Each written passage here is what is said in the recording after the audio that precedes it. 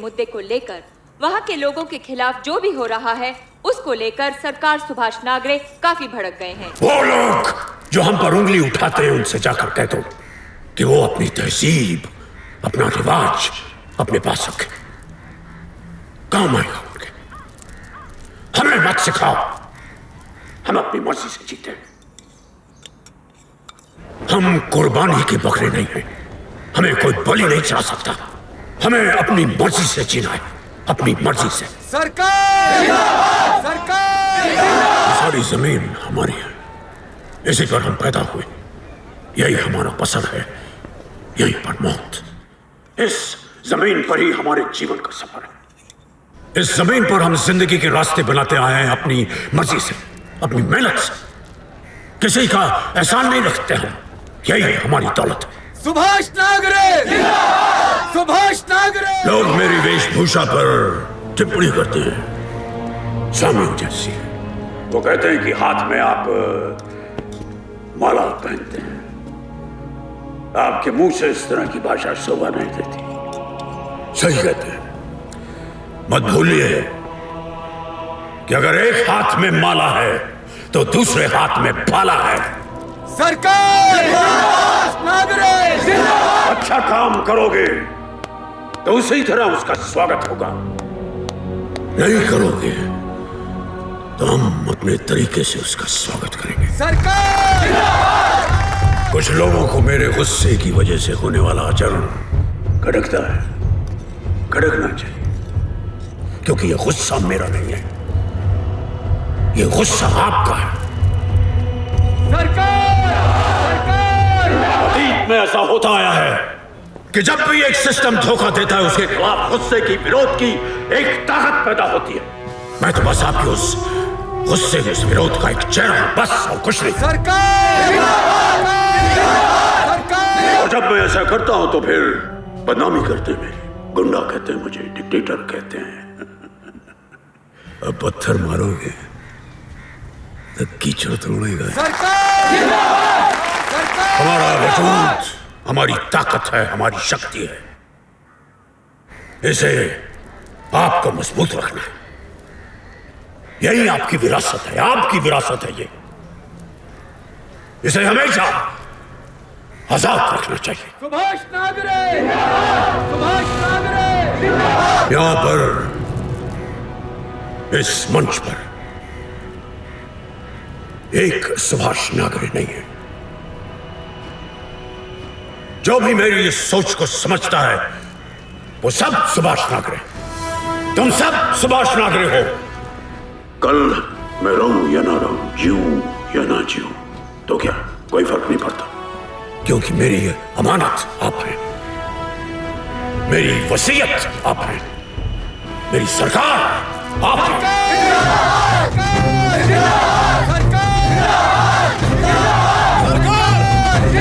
सुभाष नागरे जय हिंद।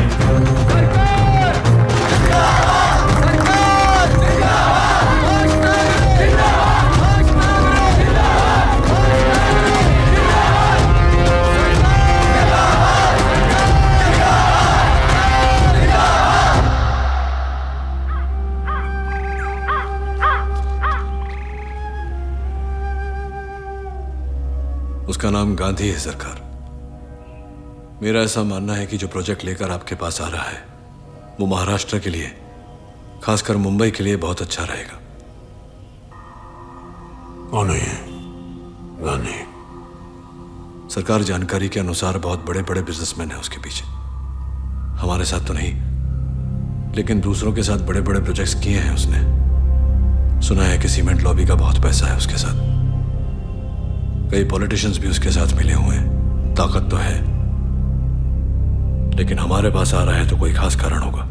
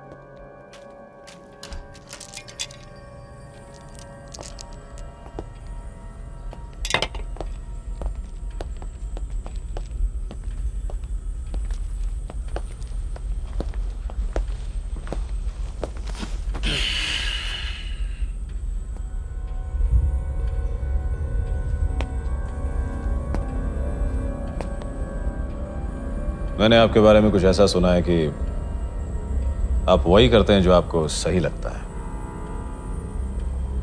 मैं भी कुछ वैसा ही हूं।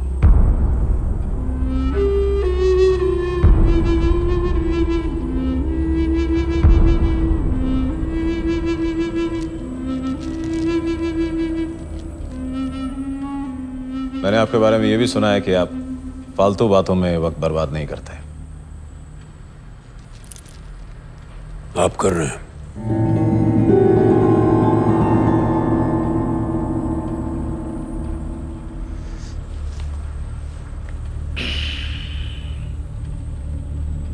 I like that.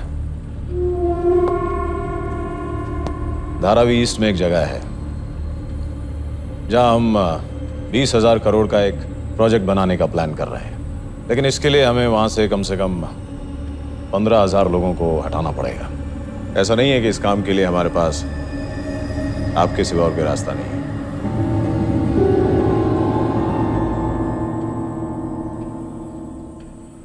लेकिन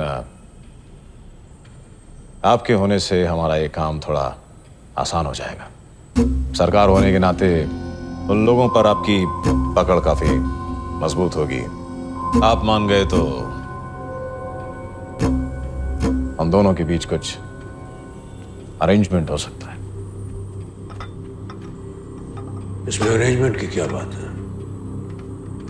उन लोगों को निकालना है तो उनके लिए कोई दूसरा इंतजाम कर दो। मुनाफा कट जाएगा हमारा। हम बिजनेसमैन हैं और हमें लीडर बनने का कोई शौक नहीं है। अगर वही करना होता तो फिर आपके पास आने की क्या जरूरत थी? आप कुछ ऐसा ऑफर कीजिए जिससे हम दोनों का कुछ हो जाए।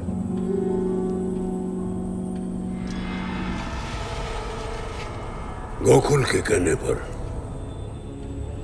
मैं तुमसे मिलने के लिए इसलिए राजी हुआ क्योंकि मैं भी समझता हूं कि ये प्रोजेक्ट तुम लोगों के लिए अच्छा है,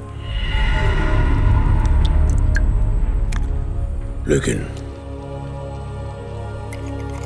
हर अच्छाई की कोई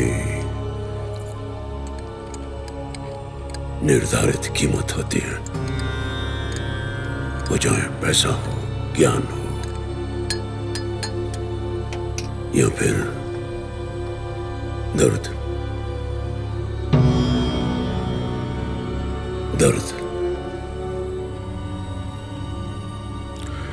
उन लोगों को वहां से निकालोगे तो दर्द तो हो गई,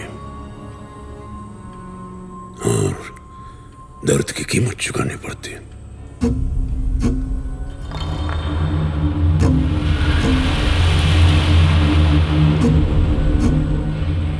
अब जब तुमसे हमने सुन ही लिया है कि तेरा और तेरे पीछे जो लोग हैं उनका इरादा क्या है, मेरा जवाब भी सुनना। मैं ये नहीं करूंगा।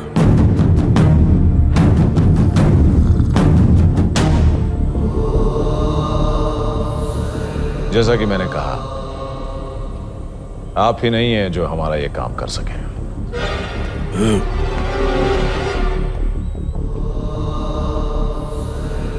और मैं किसी और को करने भी नहीं दूंगा।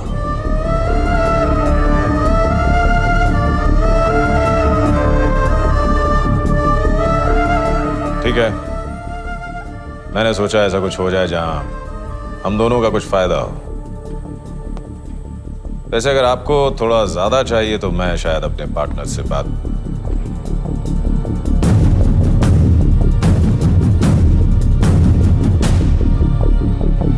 रमन,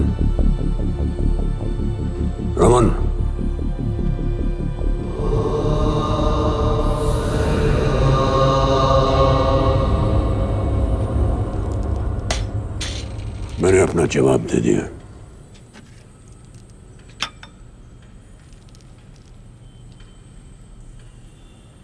आपके बारे में मैंने ये गलत सुना था कि आप समझदार हैं,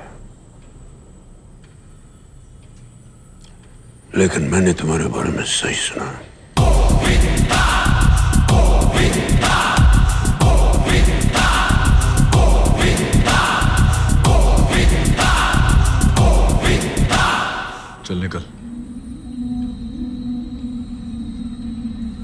निकल।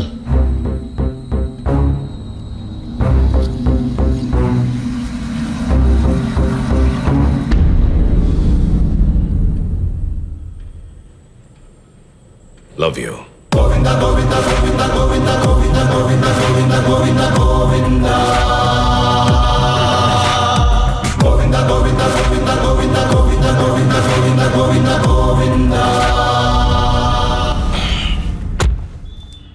सर, मैं अभी भी वहां से निकला हूं।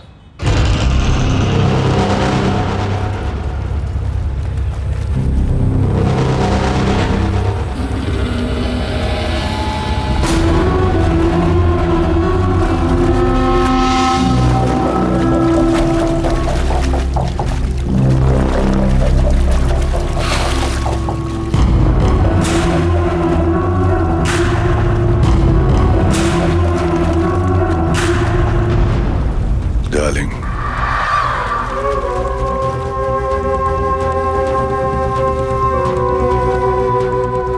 लोग कहते हैं कि सरकार एक सोच है, मगर सोच को मारने का भी तरीका है मेरे पास। देश पांडे को फोन लगा।